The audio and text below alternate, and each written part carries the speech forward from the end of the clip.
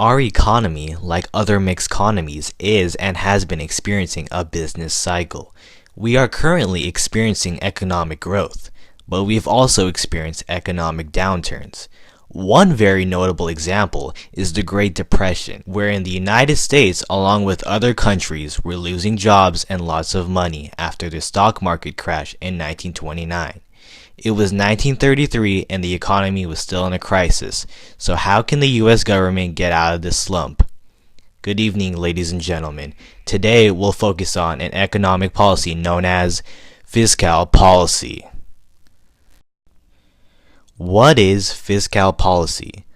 Fiscal policy is when the government uses changes in government spending and/or changes in taxes to help bring the economy back to equilibrium.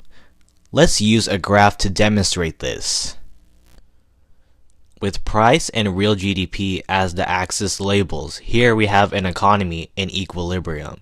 The short-run aggregate supply curve and the aggregate demand curve are represented, which show the relationships between the price level and real GDP, while the long-run aggregate supply curve, the vertical curve, represents the equilibrium point for an economy. This is not always going to happen. Let's go back to the Great Depression example.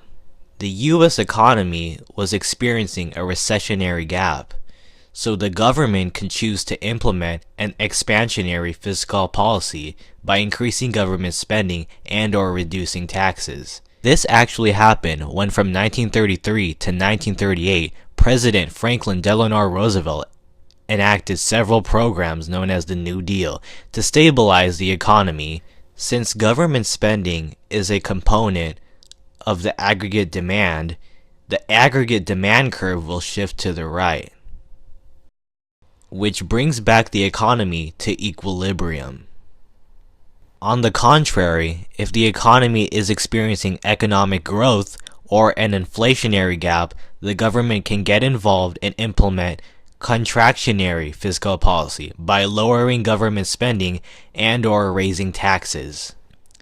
As a result, the aggregate demand curve shifts to the left, which brings back the economy to equilibrium. Thank you for watching, and have a great day.